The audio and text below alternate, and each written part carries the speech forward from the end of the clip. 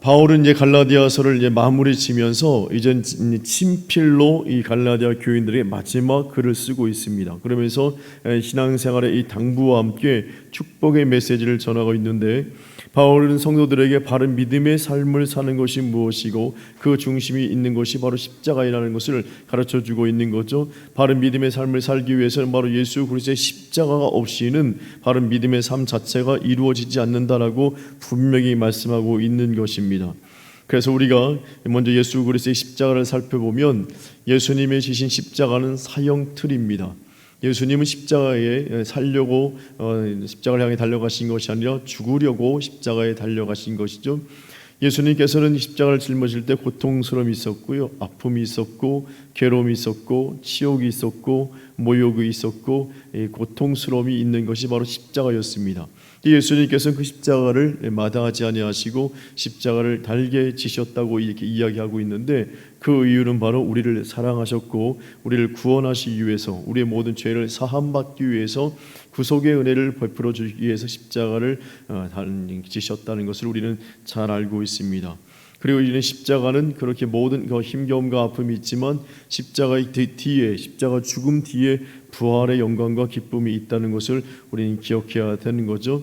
그런데 수많은 사람들이 십자가의 그런 부활의 영광 이전에 이런 고통과 아픔과 쓰라림과 이 괴로움이 있었다는 것을 사람들이 은근히 외면하는 모습이 있습니다. 그리고 이런 부활의 영광만을 바라보는 사람들이 생각보다 많다는 것이죠.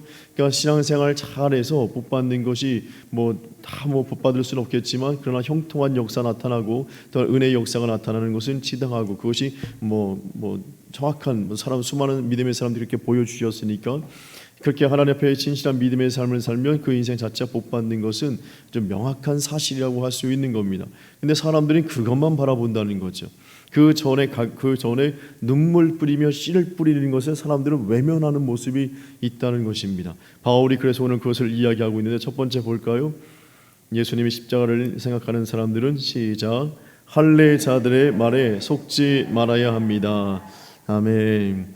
이 할례를 주장하는 사람들이 있었습니다. 교회에서 구약의 할례를 주장하고 그것을 이야기하고 그걸로 사람들을 선택하는 사람들이 있었는데, 왜 그러냐면 6장 12절 말씀을 보겠습니다.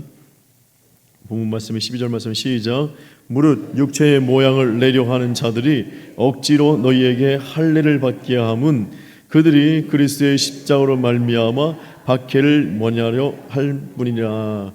아멘. 그러니까 이 사람들이 할례를 자꾸 주장하는 것은 무엇이냐면, 그리스도의 십자가로 말미암아 박해를 면하려 함 뿐이라라고 이야기하는 겁니다. 그러니까 이 사람들은 신앙생활을 전반적으로 다 꿰뚫어 볼 수 있는 안목이 있었습니다.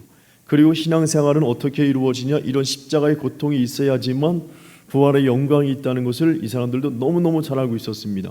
그러면서 이 사람들이 고민하고 또한 묵상하면서, 그럼 이 십자가 고통을 없앨 수 있는, 십자가 고통을 좀 건너뛸 수 있는 방법이 무엇일까? 십자가 고통을 우리가 경험하지 않고 어떤 영광만 바라볼 수 있는 비결이 무엇일까? 이런 고민을 하게 된 겁니다.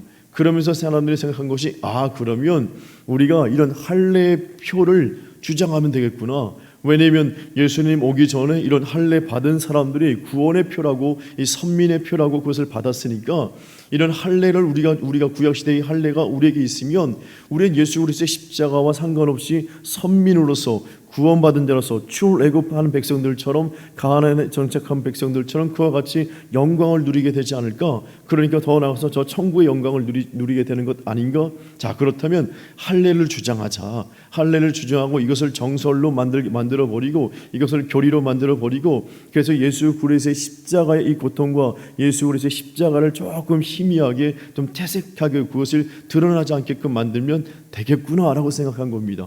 그러면서 이 사람들이 갑자기 교회에 들어와서는 갑자기 할례를 주장하면서, 자 봐라, 구약시대에 할례 받았던 그 사람들이 출애굽한 백성들이었고, 그 사람들이 나중에 가나안 땅에 들어가서도 또 할례를 받음으로 인하여서 구원받은 백성들의 표를 가진 것 아니냐. 그러니까 이 사람들이 할례의 징표가 있는 사람들은 구원받은 선민으로서 하나님의 축복과 은혜, 구름 기둥과 불 기둥과 만나의 축복을 받은 사람들이 할례 받은 사람들이니, 우리가 이 시대에 신약 시대이지만 할례를 징표를 가지고 있으면 우리도 동일하게 이제는 저 천국의 백성이 될 수 있는 거다. 그렇게 하면서 은근히 십자가를 이야기하지 않고 언급하지 않고 십자가가 사라지게 만드는 일들이 이 할례자들의 주장이었습니다. 근데 실질적으로 이 할례자들은 무엇이 힘들었냐면 기도하는 게 힘들었어요. 이네들은 새벽 기도하는 게 힘들었어요. 이네들은 금식 기도하는 게 힘들었고요. 이네들은 매주마다 나와서 예배 드리는 거 힘들었고요. 이네들의 심중에는 전도하는 게 너무 힘들었어요. 그리고 전도하다가 핍박받는 거 너무 무서웠어요. 예수님 믿으세요 하면 잘못하면 감옥에 갇히고, 예수님 믿으세요 하면 잘못하면 콜로세움에 가서 사자밥이 되고, 예수님 믿으세요 잘못하면 톱에 칼에 그냥 난도질을 당하는 그런 일들이 있고, 예수님 믿으세요 하면 잘못하면 예수 모든 삶의 터전이 다 없어지면서 카타콤에 들어갈 수밖에 없는 그런 상황이 있다는 것을 알고 있기 때문에 그게 솔직히 너무 무서웠어요. 예수 그리스도를 믿는 것 때문에 다가오는 힘겨움과 핍박과 어려움, 삶의 어려움이 너무너무 힘들었어요.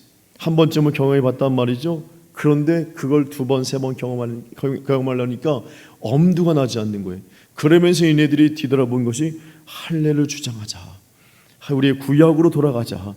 신약시대의 예수 그리스도의 이 십자가 고난 그것 없어도 구약시대의 같은 그런 심령으로 살아가고, 구약시대의 그런 믿음의 자세로 살아가고, 그 할례만 가지며 있으면 되지 않느냐. 시대가 우리가 좀 이게 지났지만 우리가 그 시대의 그 각오로 돌아가 있는 모습으로, 그 심정으로, 그 자세로, 그 열정으로 살아가면 되지 않느냐. 그럼 할례만 있어도 되는 것 아니냐. 그때의 그 백성들의 회개하는 모습과 그 백성들의 그런 헌신하는 모습이 있으면 되는 것 아니냐. 그럼 십자가 없이도 되지. 그렇지. 그러니까 그 얘기를 듣고 있었던, 그래도 이 신앙생활에 좀 치여있던 사람들이, 어려움을 겪었던 사람들이, 그래? 이렇게 힘겹게 안 해도 돼? 이렇게 안 해도 돼? 이렇게 기도하지 않아도 돼? 이렇게 전도하지 않아도 돼? 이렇게 충성하지, 이렇게 헌신하지 않아도 된다고? 그래, 할례의 징표만 있으면 된다고? 이런 획기적인, 이게 복음 아닌가? 사람들이 거기에 기가 쏠깃한 것입니다. 우리 사랑하는 성도님들은 진짜 직장 다니시는 분들이 많이 계시잖아요. 그런데 직장 다니는 분들은 알고 있습니다. 요령 피워서 직장 다닐 수 없다는 건 너무 잘 알고 있습니다. 남의 돈, 내 지갑에 들어오는 것, 한 달에 한 번씩 남의 돈이 내 지갑에 들어오는 것, 그게 쉽지 않다는 것을 직장 다니시는 분들은 너무너무 잘 알고 있습니다. 요령 피워서는요, 그것이 나에게 정당한 대가와 보수가 오지 않는다는 것을 너무너무 잘 알고 있지 않습니까? 신앙생활도 마찬가지입니다. 신앙생활에 요령이 있을 수 없습니다. 기도하는 것도 요령이 있을 수 없습니다. 예배드리는 것 요령 있을 수 없고요. 다 하나님 앞에 충성하는 만큼 하나님이 보답해 주시는 것이고, 하나님 앞에 내가 열심을 다한 만큼 하나님께서 은혜를 주시는 것입니다. 마찬가지로 기도 열심히 하면 그 사람이 성령 충만한 것이고, 말씀을 열심히 보고 말씀을 내 삶에 적용하면 그 삶의 인격이 점점점 변화될 수밖에 없는 것이고, 하나님 옆에서 나와서 이렇게 예배드리는 삶을 살고 이렇게 열심히 충성하는 삶을 살면 하나님이 그 인생을 다 붙잡아 주시는 은혜가 있을 수밖에 없다는 것입니다. 그런데 수많은 사람들이 요령을 피우라고 이야기하는 거예요. 조금만 요령 피워도 괜찮아. 할례의 징표만 있으면 되지. 그럼 십자가의 그 고통 당하지 않아도 되거든. 그러니까 수많은 사람들이 거기에 솔깃해서 거기에 휩쓸리기 시작하는데, 바울이 그것을 바라보면서 아니다. 그 사람들은 예수 그리스도를 저버리게 하는 사람들이고, 예수 그리스도를 우리는 쫓아가고 따라가야 되는데 그 모범을 쫓아가지 못하게 막아서는 사람들이니 조심해라라고 바울이 이야기하고 있는 것입니다. 사랑하는 성도님들, 십자가 고통이 있습니다. 신앙생활 아픔이 있고요, 괴로움이 있고 힘겨움이 있습니다. 누가 신앙생활을 너무 편하다고 이야기할 수 있겠습니까? 아무도 그런 이야기 하지 않습니다. 진짜 신앙생활하는 사람은 신앙생활하는 거 너무 힘들다는 거 너무너무 잘 압니다. 말씀 하나 준비하는 것도 힘들고요, 우리 성도님들 와서 기도하는 거, 새벽 기도하는 거 만만치 않습니다. 피곤합니다. 어렵습니다. 아픔이 있습니다. 괴로움이 있습니다. 예배 드리는 것도 마찬가지입니다. 그런데 그런 어려움 속에 하나님께서 부활의 기쁨을 우리에게 주신다는 것입니다. 그 힘겹고 어려움을 극복할 때에 하나님께서 기쁨으로 단을 얻게 해주시는 것이고, 이런 부활의 영광과 부활의 기쁨을 맛보게 해 주신다는 것입니다. 그래서 이 오후 예배 나오신 분들이 대단한 거예요. 왜냐하면 오후 예배가 피곤하지 않습니까? 제가 살짝 지루하게만 하면 다 줍니다. 다 줄 수밖에 없어요. 그렇게 피곤한 시간이고, 또 우리 찬양들도 마찬가지고, 방송실도 마찬가지고, 촬영 운행 하시는 분들 마찬가지고, 이 예배 같이 동참하시는 분들이 대단한 겁니다. 이 시간을 이렇게 드린다는 자체가 결코 쉬운 게 아니거든요. 그런데 이렇게 드림, 이렇게 헌신을 하나님께서 기억하여 주셔서 이 부활의 기쁨을 우리에게 분명히 허락해 주실 줄로 믿습니다. 이런 땀 흘림과 이런 헌신을 하나님께서 기뻐 받아 주신다는 것입니다. 하나님이 다 기억하신다는 거예요. 그래서 우리 심령 속에 있어야 될 것은 할례로 인한 신앙생활의 요령에 썩지 말아야 되는 겁니다. 내 주변에서 이야기하는 것에 속지 마셔야 되고요. 내 스스로에게도 아이고 조금만 이렇게 하면 되겠지, 이 정도면 되겠지, 결코 스스로에게도 속지 마십시오. 신앙생활의 요령 절대 없습니다. 기도한 만큼, 말씀 본 만큼, 하나님께 나온 만큼, 하나님께 충성한 만큼 모든 것이 이루어지는 것입니다. 그거는 뭐 어쩔 수 없는 것입니다. 그래서 이 땅 가운데 우리가 살아갈 동안 이런 할례자의 말에 쏙지 않는 모습이 십자가를 바라보는 사람들의 심령 속에 있어야 되는 거죠. 두 번째 볼까요?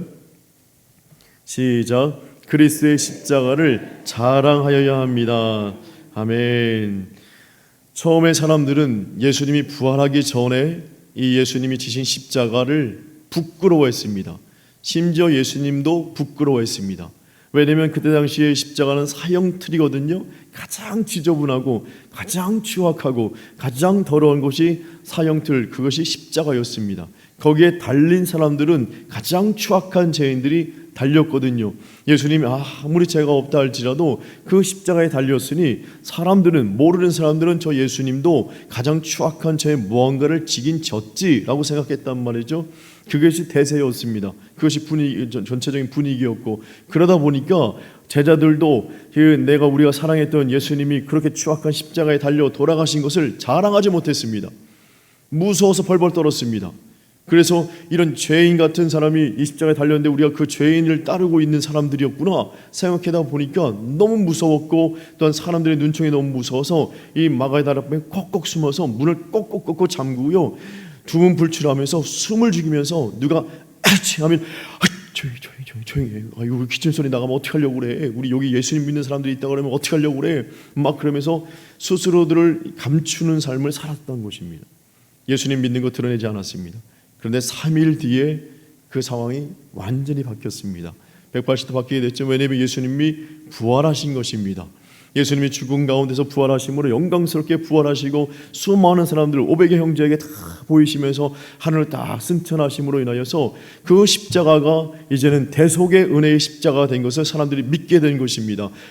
예수님이 우리의 죄를 위해서 대신 죽으시고 살아나심으로 인하여서 우리의 죄가 다 씻김 받게 되었구나. 그럼 저 십자가는 더러운 십자가가 아니라 은혜의 십자가인 것이구나, 사랑의 십자가인 것이구나, 긍휼의 십자가인 것이구나, 씻김의 십자가이구나. 그러면서 이제 그 십자가, 예수님도 너무 귀하지만 그 십자가, 예수님이 붙잡으시고 예수님이 달려가시고 예수님이 짊어지신 십자가가 너무너무 귀하고 아름답게 된 것입니다.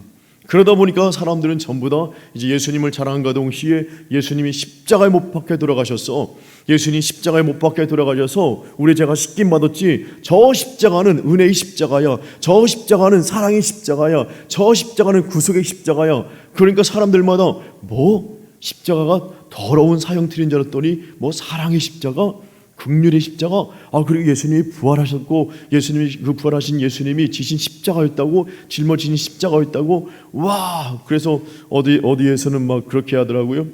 예수님이 그 지셨던 십자가의 작은 조각이 있다 없다 막 그러고, 또 영화에서는 영화에서는 그래서 예수님의 그 마셨던 무슨 잔도 있다 없다 그런 이야기도 하고 있는데, 그만큼 있든지 어떤지 상관없겠지만 예수님이 그 지셨던 십자가, 그 작은 나무 조각 하나조차도 귀중하게 여길 정도로 그 모든 것이 변화되었다는 것입니다. 사랑하는 성도님들, 그래서 우리는 예수님을 자랑할 수밖에 없는 겁니다. 왜냐하면 예수님께서 우리 모든 인류의 죄를 대속해 주셨고, 그 예수님이 살아서 저 천국에 계시고 나중에 재림하실 때 우리를 또 받아주시고, 우리가 이제 죽기 전에, 오시기 전에 우리는 죽어서 천국 가서 예수님 만날 수 있는 길을 열어주신 분이 바로 예수님이고 그 십자가이기 때문에 우리도 동일하게 십자가를 자랑하고 예수님을 자랑할 수밖에 없는 것입니다. 그래서 바울이 이렇게 고백하죠. 14절 말씀 시작. 그러나 내게는 우리 주 예수 그리스도의 십자가 외에 결코 자랑할 것이 없으니. 아멘. 이 땅 가운데 우리가 자랑할 것이 얼마나 많아요. 그런데 우리가 자랑할 것은 이 땅 가운데 다 사라지는 것들입니다. 이 땅에 우리가 숨을 딱 끊는 그 순간에 더 이상 자랑할 수 없습니다. 그러나 우리가 죽은 후에도 자랑할 수 있는 것이 있으니 바로 저 천국인 줄로 믿습니다. 천국의 삶은 영원한 것입니다. 천국에 계신 예수님은 영원하신 분이십니다. 천국에 계신 예수님께서 지신 십자가도 마찬가지로 우리에게 영원한 사랑을 베풀어 주는 것이죠. 그래서 바울이 이야기하는 것입니다. 예수 그리스도를 자랑하고 예수님이 십자가 지신 것을 내가 자랑할 수밖에 없다라고 이야기하고 있는 것입니다.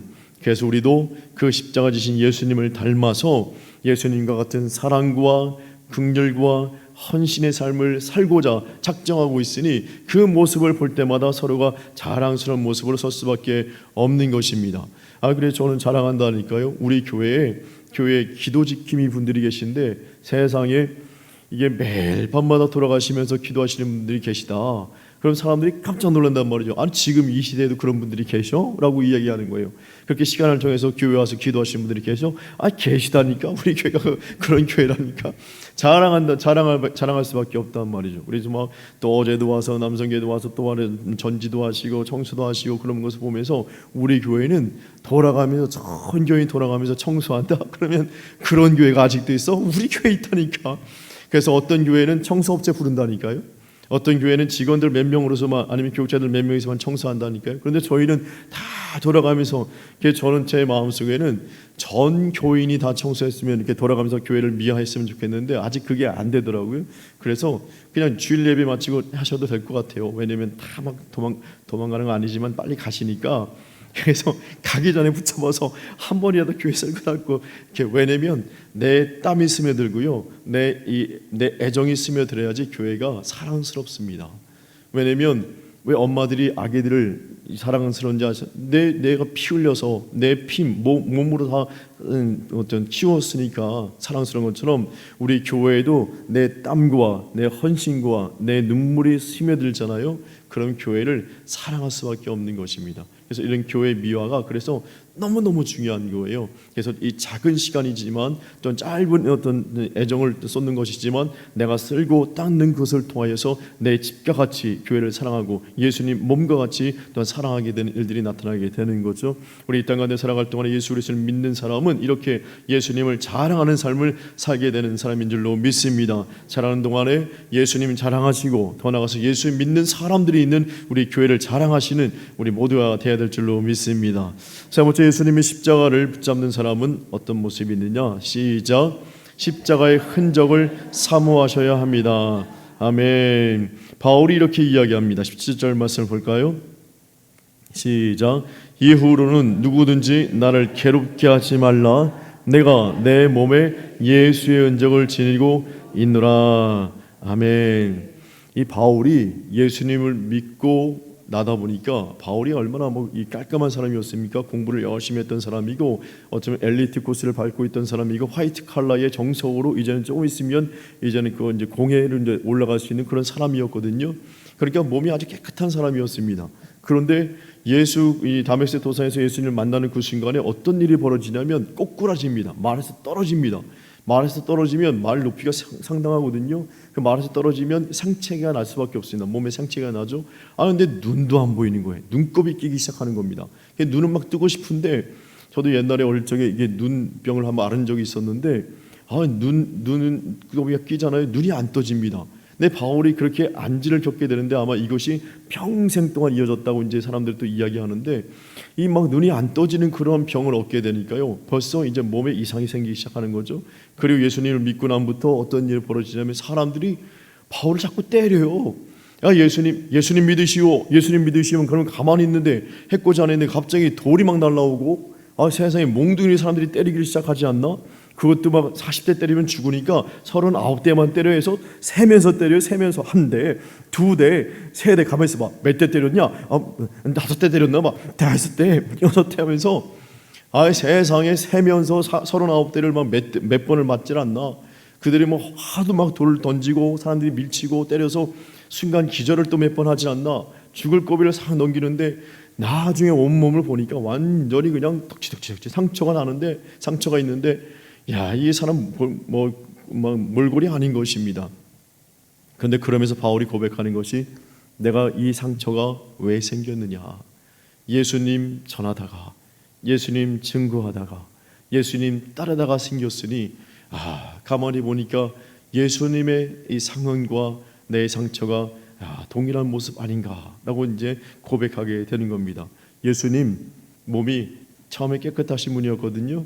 그런데 나중에 공생이 시작하시면서 이제 십자가를 지는 여정 속에서 세상에 이 채찍질을 가하고 살점이 떨어져 나가고, 다음에 회초리를 사람들 때리고, 사람이 손을 대면서 예수님을 치기 시작하고, 그러니까 온몸이 갈기갈기 다 찢어지게 되죠. 심지어 창으로 옆구리를 찌르질 않나, 못으로 이 살점을 살을 뚫어내질 않나, 너무너무 고통스러운 모습이 있는 것입니다. 그리고 온몸이 난자된 상태로 그렇게 사람들에게 보이죠. 나중에 부활하신 다음에 그래서 도마가 막 뭐라고 이야기할 때, 내 옆구리 손 넣어봐, 그리고 내 손에 손 못자국에 네 손을 넣어서 만져봐, 이 상처가 바로 이 상처로 인해서 내가 예수라는 것이 증명되지 않겠냐라고 이야기하지 않습니까?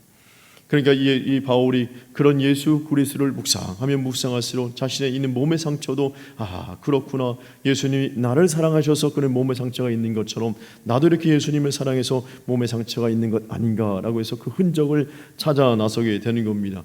우리의 신체는요, 살아가다 보면 여러 가지 반응을 보일 수밖에 없습니다. 환경에도, 아니면 사람의 어떤 처한 여건에 따라서 몸에 상흔이 있을 수밖에 없거든요. 제가 이제 어제 아래죠, 금요일 날 철야를 이제 기도하면서 기도를 막 한 다음에 이제 강대상에서 이제 무릎 꿇고 기도를 이제 엎드려서 기도를 막 하는데, 갑자기 콧물이 이제 조금 나오는 걸, 그래서 좀 추운가, 그래서 혹시나 싶어서 저 선풍기 하나 끄고 다시 엎드려서 막 기도를 하는데, 콧물이 자꾸 나와서 대면서 이제 손을 한번 닦고, 다음에 또 콧물이 또 나와서 왼쪽으로 닦고 오른쪽 왼쪽으로 닦고서 기도 끝나고 나중에 가서 봤더니만 콧물이 아니고 뭐냐면 코피가 난 거예요.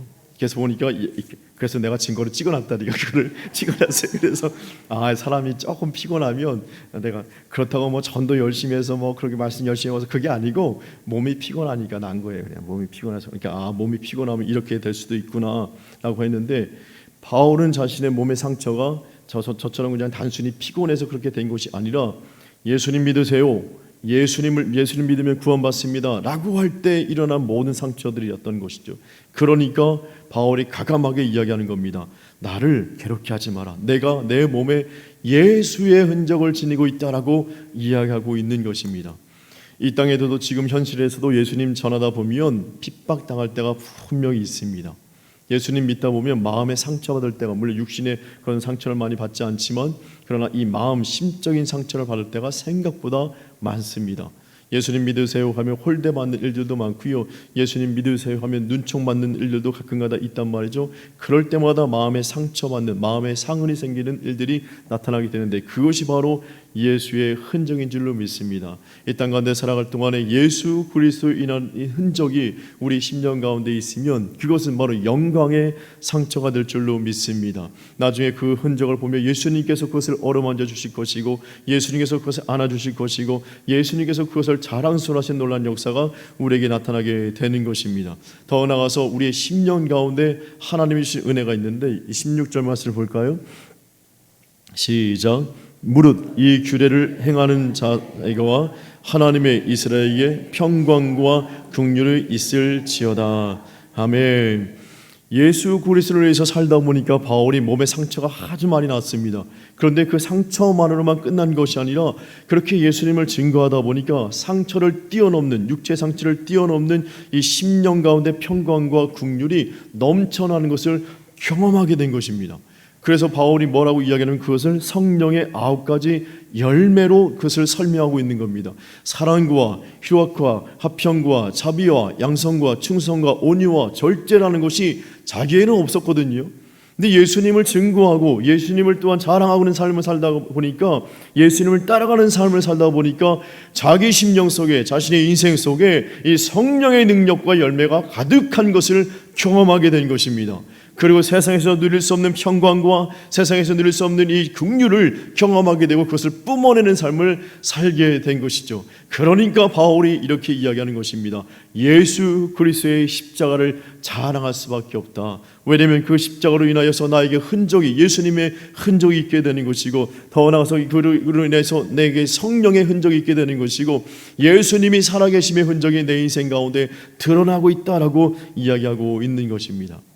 사랑하는 성도님들, 바울이 예수님을 믿고 나부터 요령이라는 것이 사라졌습니다.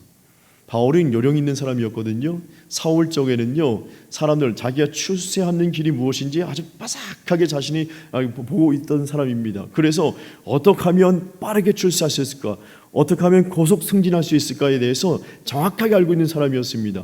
그래서 가장 손쉬운 법이 무엇이냐? 예수 믿는 사람들 잡아오는 것. 사람들에게만 사바사바 그렇게 아부하는 것이 아니라 그냥 실질적으로 사람들 잡아오면 되는 거예요. 사람들 잡아오면 고속 승진할 것이라는 것을 알고 있고, 좀 있으면 사내들인 공회로 올라간다는 것을 알고 있으니까 그것의 요령이 눈이 딱 뜨이는 그 순간 예수 믿는 사람을 잡으려고 혈안이 됐던 사람이었죠. 그런데 예수 그리스도를 믿는 그 순간에 인간적 요령을 다 버립니다. 그리고 사람들이 볼 때 참 무식하게, 사람들이 볼 때 좀 바보처럼 그렇게 뚜벅뚜벅 걸어다니면서 낙타 타고 배 타고 다니면서 예수님 전하라고 할 때 사람들이 돌을 던지는데도 돌 맞아가면서도 미련맞게 맞아가면서 그래도 예수님 믿으라고, 사람들이 몰매를 때릴 때 한 대, 두 대, 39대까지 때릴 때도 그래도 예수님 믿으라고, 사람들이 볼 때 참 이 무슨 사람이야, 이 조금만 어떤 요령을 피우면 이것을 피할 수 있고, 조금만 어떤 요령을 피우면 이것을 또 모면할 수 있음에도 불구하고 이것을 다 받아들이고 있는 모습을 보면서 사람들이 어안이 벙벙하지만 바울은 알고 있었어요. 예수님이 그렇게 하셨고, 예수님처럼 그렇게 묵묵히 그것을 신앙생활하게 되면 하나님께서 그 인생 속에 자랑할 만한 흔적과 인생과 영적인 은혜를 주신다는 것을 알고 있었기 때문인 것이죠. 사랑하는 성도님들, 예수 그리스도의 십자가 우리가 자랑할 만한 것입니다. 그 십자가는 요령이 없습니다.